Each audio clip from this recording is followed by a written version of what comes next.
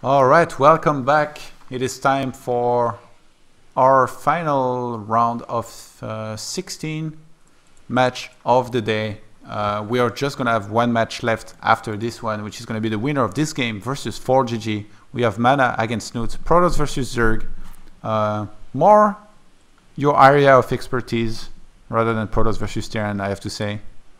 What do you think we're going to see here? I think we should expect Mana to win. I know Snoot's been struggling a bit in HOTS, and Mana's been looking pretty dominant lately.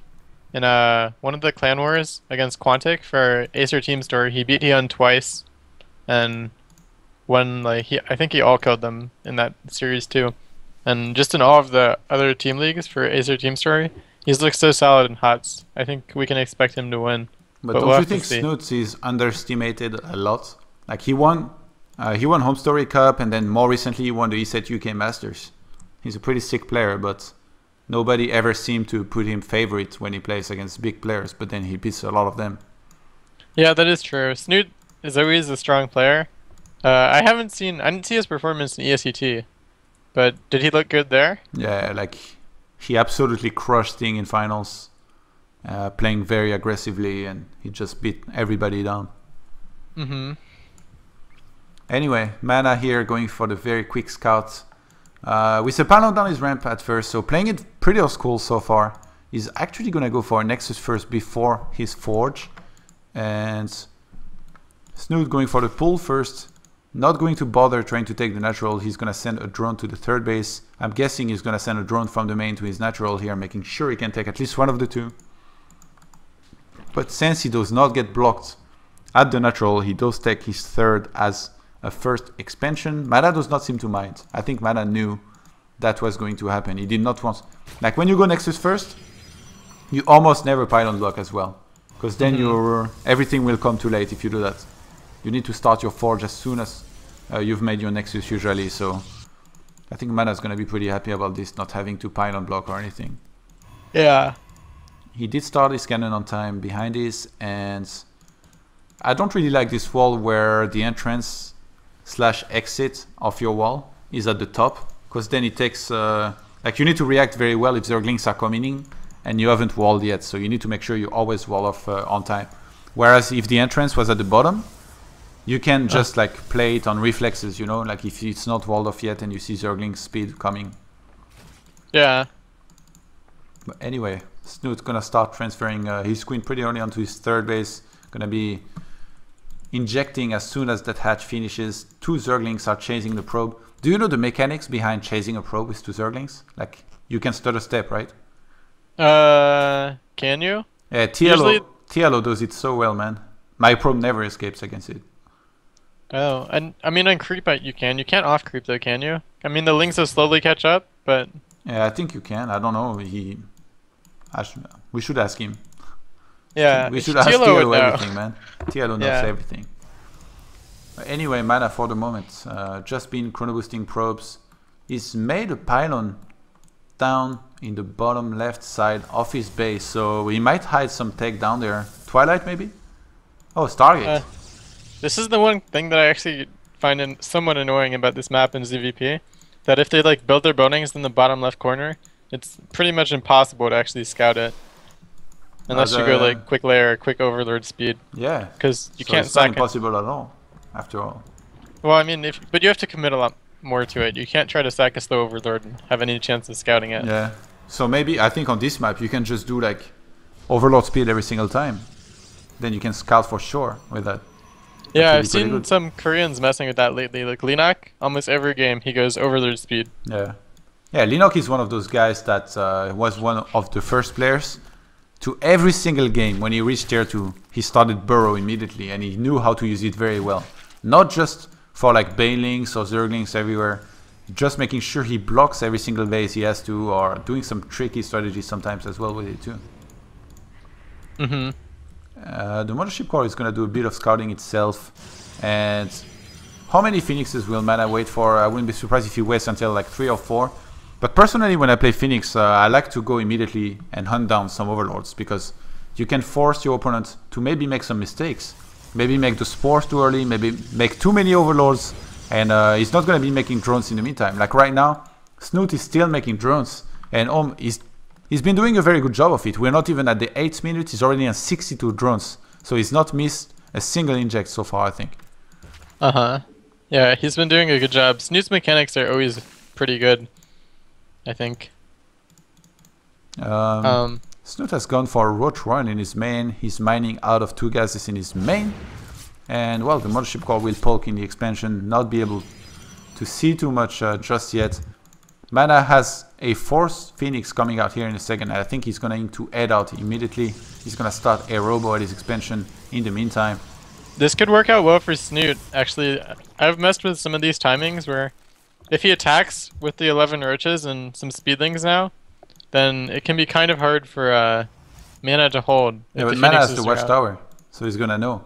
But the thing is now, he cannot go harass supposedly. He's supposed to help against those Roaches with the Phoenixes, but no, he's choosing to counter-attack. Surprisingly. Well, with these gateways that are coming up, Mana should be able to warp enough units so he won't die. But he might lose his Forge before the upgrade finishes, which would be pretty big. Yeah. Oh wow, very smart here by Snute, targeting on this Forge. Will it die before? It's going to be very close. It's actually got 30 seconds to go for that +1 attacks upgrade.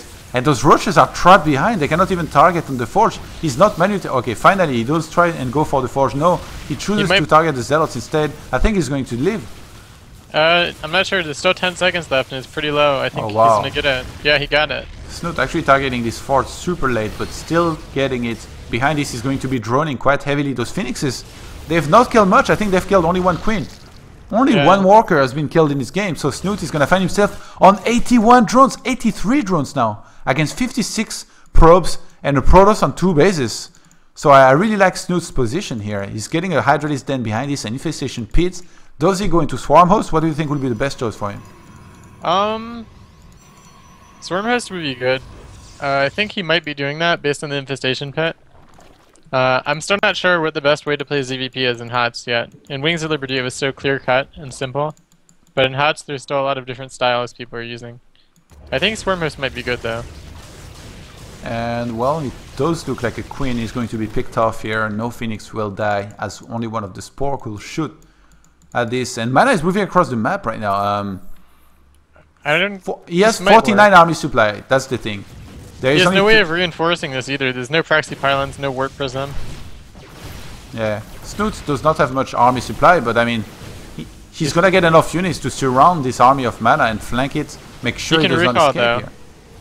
He has the Mothership Core, he can just mass recall. Yeah. And well, finally, Mana doing something good in this game, making something good happen. Until now, he was the one on the back foot, basically being the defensor for this whole game. Up until now, he attacked, he sniped a hatchery, but Snute, he knew that he had to sack the expansion. Behind this, he's gonna start 2 hatcheries on 2 different bases. He wants to re-expand, and well, he's upgrading only 1-1 though in this main. Yeah, I think Mana's in a bad spot though, because Snute will be building Vipers in a second, and I think it'll be difficult for Mana to defend with the late Colossi, the late Blink, no upgrades, no Templar. I don't know if he can defend an attack with Vipers when Snute maxes in like a minute or 2. And Mana is actually trying to get some Void Race out of just 1 Stargate for the moment. Twilight coming down behind this. He's gonna start Colossus production here in a second here. Mana's making a mistake too. I think he's using ground armor instead of ground attack, and yeah, but he still has no attack upgrades. He didn't have the Twilight, so that's okay. He just got the Twilight now. I mean, but he didn't have +1 attack even because it died. Oh yeah, good point. Yeah. I think he might think that it finished. Wow, that's huge actually. Yeah, and so his upgrades are going to be so bad in fights. Snute made so many links. I think he's going to commit to a huge attack here in a second because of that. And well, he could actually start Adrenal Glands, but I do think he's going to want to attack before this. He's been injecting really well. He has so many units. But Mana, he's got the good force fields, man.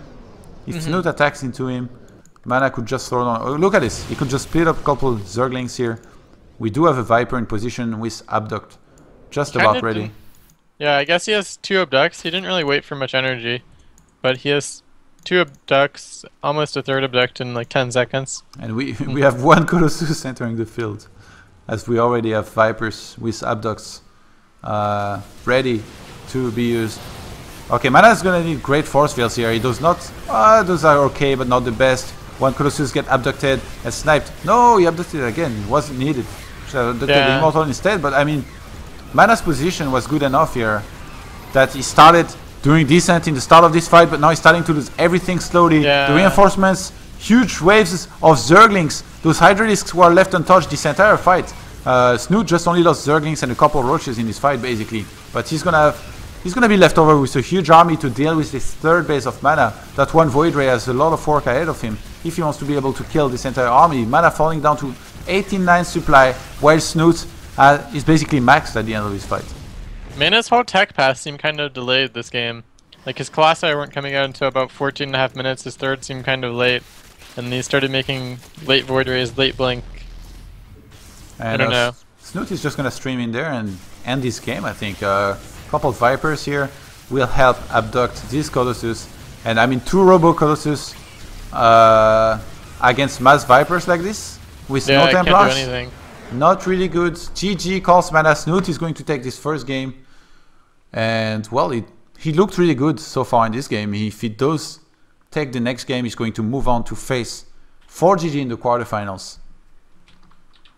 We're gonna have a short break and then we'll be right back with the next game. Thanks, Ghost User, for joining me. Oh yeah, it's no problem. You wanna keep on casting? Yeah, sure. Alright, cool. Be back in a minute. Stay right there, guys.